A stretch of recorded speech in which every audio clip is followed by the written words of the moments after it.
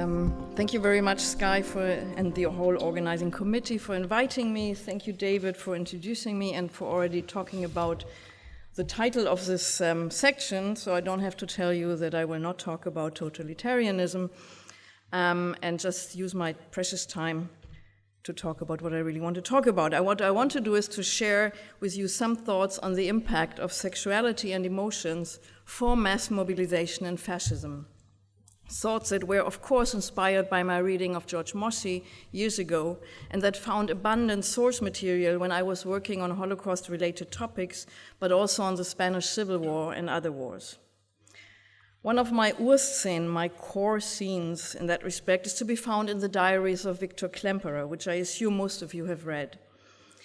There, in his entries from the early 1940s, we find repeated descriptions of police officers conducting raids in old people's homes and later in the so-called Jew house that Klemperer and his Christian wife were forced to live in.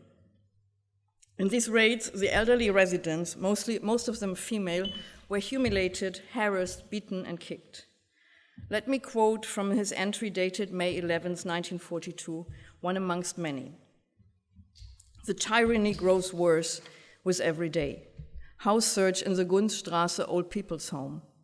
Women between 70 and 85 years of age, spat on, placed face to the wall, cold water poured over them from behind, their food taken away from them, the filthiest words of abuse." End of quote. What I find especially striking in these descriptions is a double, even triple breach of a taboo. The repeated outbreaks of excessive violence, always accompanied by filthy words of abuse, targeting the elderly, inflicted on women, and all this occurring right in the center of middle-class Dresden. In recent decades, Holocaust inquiry has provided us with a whole array of attempts to explain the acts of extreme violence that comprise the Holocaust. But none of the customary models works for what Klemperer again and again describes. The perpetrators were not young men socialized by Nazism, stoked up ideologically to action, nor were they representatives of the so-called uncompromising generation. That's my translation of Generation des Unbedingten, of Michael Wild. They were not members of this generation who regarded the mass murder as a task that had to be carried out calmly for obvious rational reasons. No, they were older, experienced Dresden police officers, men who perhaps, as in the case of the famous Police Battalion 101, had earlier voted for the Social Democrats. And this was by no means an orders-are-orders situation, a Befehlsnotstand, nor was this a group of men who'd been willed together by comradeship, alcohol consumption, and murder. And all this did not happen at the war front, far away in the east. Dresden even had not yet been bombed. The Wehrmacht had chalked up victories everywhere across Europe and reached the very climax of its expansion. So this was not some kind of rearguard action, no fear of the approaching Red Army, no act of revenge or the like. And the victims were surely not suspected of being communists, nor were they subhuman Slavic Untermenschen, nor were they partisans. Rather, they were drawn from the ranks of the older German middle class, or to put it very simply, the victims, most of them probably looked and lived or had lived like the parents of the perpetrators. So for the past 2 decades, I've been pondering the question, what were the reasons for this form of violence perpetrated at home, in one's own secure environment? In short, why this violence for violence sake? Violence that, as research in recent years has substantiated, was by no means an exceptional case only in Saxony. Rather, it was reported from all over Germany, cities large and small, environments of rural and urban environment. And let me state from the outside, I don't aspire either to be able here to give you an explanation to account for this form of wanton violence. Instead, I'd like to suggest a certain direction in thinking, I think fruitful direction in thinking, a pathway to pursue, one that reads together anti-Semitism, gender, and emotion, and also points to its dynamic entanglements with other forms of resentment and hostility, like homophobia, anti-Bolshevism, and racism. As George Mosse has so brilliantly analyzed, and we heard it this morning, already decades ago, the Jew, the woman, and the homosexual all served as different forms of representation of the other in modernity. All this has been amply shown by analysis of gender political and anti-Semitic texts and imagery from various different contexts in high and popular culture in the 19th and 20th century. At the same time, these gender-loaded images serve to consolidate internally the supposed healthy, strongly heterosexual, male-dominated nation. Or to put it the other way around again, anti-Semitism, homophobia, and misogyny are, first of all, very closely intertwined forms of expression of the anti-modern version of a clearly demarcated and hierarchically structured society. And these constructs of masculinity and femininity do not happen in some sphere separate from anti-Semitic or racist ideologies. Rather, these are all tightly interwoven. Accordingly, anti-Semitic body images are not just to be understood as the expression of a certain ideology, in my eyes, rather they are an inherent component of that ideology itself, a building block in its construction, both in theory and practice. And it's precisely the level of practice that will be my focus today. And such practice means first and foremost sexuality, which is what every form of racism, including anti-Semitism, is most preoccupied and obsessed with. Sexuality of the correct and the incorrect kind, permitted and forbidden, good and bad. The primary function of this perennial topic in the eyes of the racist or anti-Semite should be obvious, since after all what must be prevented is a feared prospect of racial interbreeding, of mixture. The significance of this defensive struggle to maintain so-called racial purity can be traced down through the centuries, from the legislation on blood purity in the 15th century Spain to the racial, folkish fantasies a la Arthur Dinter, to the one-drop rule in US legislation. But there's also a second function, one that in my view was obviously at work in the 1930s Germany. Consensual sexuality also implies the recognition of the essential humanness of the other. And in racism, and ever more so in anti-Semitism, it seems, this was ultimately the real issue, the negation of this humanity. Sexuality that per se transgressed a boundary so eloquently claimed by the most vicious propaganda had to be prevented at all costs. To that extent, books like The Sin Against the Blood, Arthur Dinter, can also be interpreted as a prelude to a movement that worked to render anti-Semitism plausible via sexuality. And this worked so well in the 1930s because the sexual demonization of Jews had already during the Weimar Republic been a common feature of anti-Semitism, the Jew as sexual predator. Posters, films, and books, including Mein Kampf, conjured up in all colors and configurations what can be called in shorthand pornographic anti-Semitism, with Der Stürmer, as you all know, as its central organ.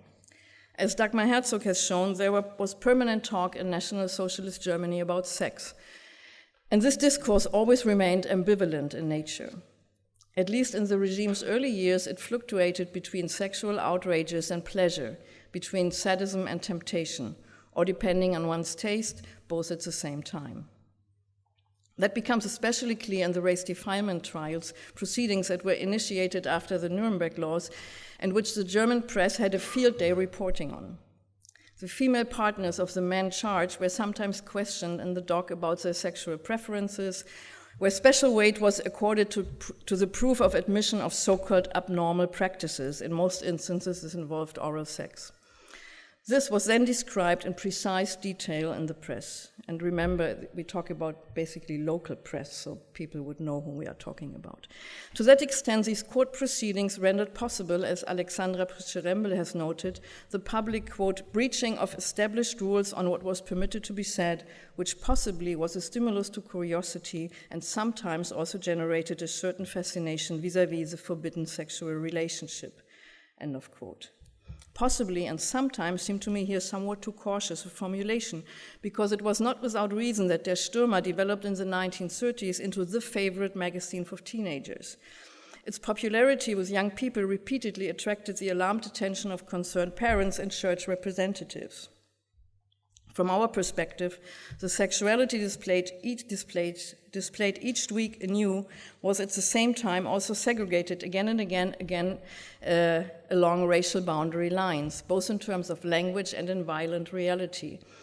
And it is this close conjunction of desire, fear, disgust, and violence that seems to me to typify anti-Semitic propaganda in Nazi Germany. But intriguingly, not just there alone.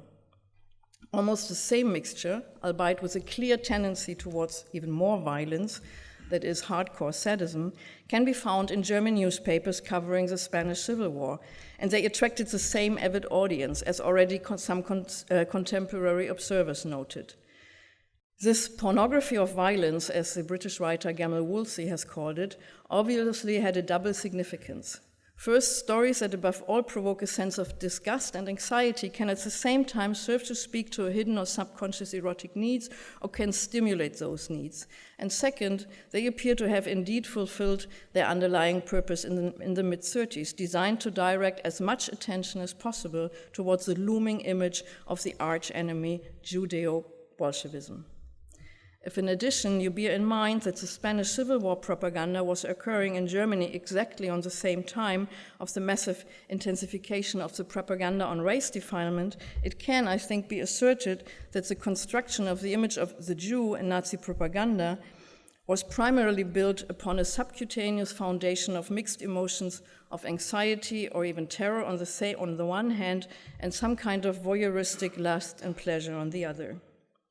At the same time, this mixture was capable of expansion in various directions, disgust and loathing for the effeminate male in general, constructing the homosexual, or anxiety and panic faced with the prospect of the Jewish Bolshevik, and even worse, his counterpart, the female Jewish Bolshevik partisan. As already mentioned, all this can be found on the level of imagery in various different historical settings at different times. However, what was particular to Germany in the 1930s was its implementation in concrete practice everywhere and over a number of years.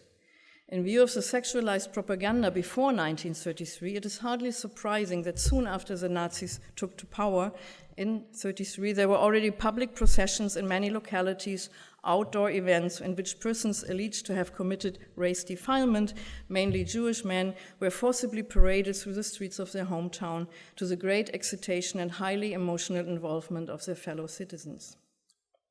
Such events of public shaming increased during the summer of 1935, growing into a genuine wave of so-called pillory processions. What has survived from that time, along with reports and some recollections, are principally photos of persons with degrading posters hung around their neck, photos that all of you have seen in abundance, I'm sure. A reporter of the B'nai B'rith wrote in the summer of 1935, I quote, "Just imagine what brutality is involved when in numerous towns young Jews are being paraded through the streets with placards hung from their necks because they have allegedly committed acts of race defilement. Put yourself in the place of such a person." End of quote. And I don't think that we are able to do that here, but court transcripts and memoirs substantiate, hardly surprising that the persons involved dealt with, in very individual ways, with this public and often violent humiliation. What interests us here is what was transpiring in the heads and hearts of the onlookers and bystanders. And not surprisingly, here too we have no reported recollections by eyewitnesses. But there are indeed a considerable number of photos from later years on public race defilement rituals, which mainly involved relationships between German women and forced laborers. Now, during the war, there was no longer any need to take international politics into account, so it was much more public even then. And at the same time, it was necessary to draw a very rigid line between the millions of Polish, Russian, Ukrainian, and French slave working men in Germany and one's own, that is, German female population. A process that was accompanied by mounting public violence, especially anti-Polish propaganda, which stated in 1940 and 41 once and again that the Pole is just like the Jew. The photos we have from these public events, the German women were shaved, their Polish friends were hanged, illustrate not only the extreme brutality of these acts, but also the apparently high level of magnetic attraction that these open-air humiliations exerted on marketplaces all over the German province, where you could see, smell, and almost touch the victim, a victim in many cases you knew personally. Of course, we do not know what the hundreds of men, women, and children in these audiences really thought or felt. We can only state that they participated and did not stay at home. What we do know, however, is that both Rassenschande campaigns, the anti-Jewish and the anti-Polish one, proved a great success as far as numbers are concerned.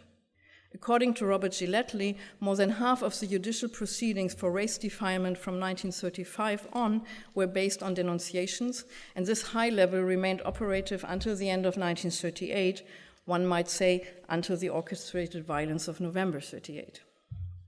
And the same seems to have happened in 1940 and 41.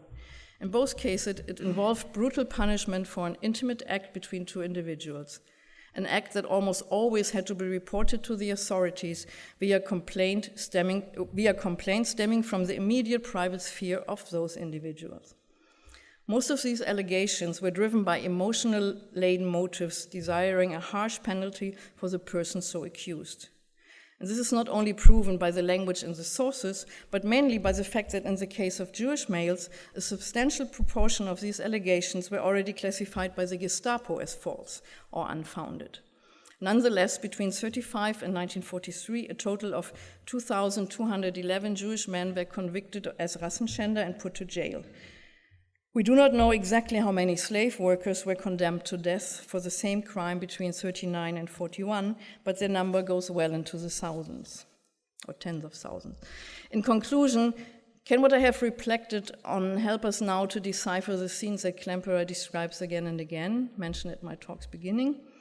I'm not sure, but I'm convinced that anti-Semitism and other racialized norms unfold their full destructive power when they are solidly anchored in the body via conceptions of sexuality and images of gender, and interwoven with feelings of anxiety and pleasure, the sense of excitement and disgust, attraction and repulsion at the same time. And perhaps one can speculate that it is precisely the ambivalence of this gamut of emotions there was associated in the manner here described, like the hybrid simultaneity of aversion and attraction, which generates the violence, the untrammeled aggression. I think it very important to pursue further the pathway sketched out here, both in its relevance for anti-Semitism and also for other kind of hostility and resentment, where we can find obviously many similarities but also differences, and this can be discussed. As we are all amply aware, the emotion-driven nexus between violence, sexuality, and racist exclusion is still very much with us today.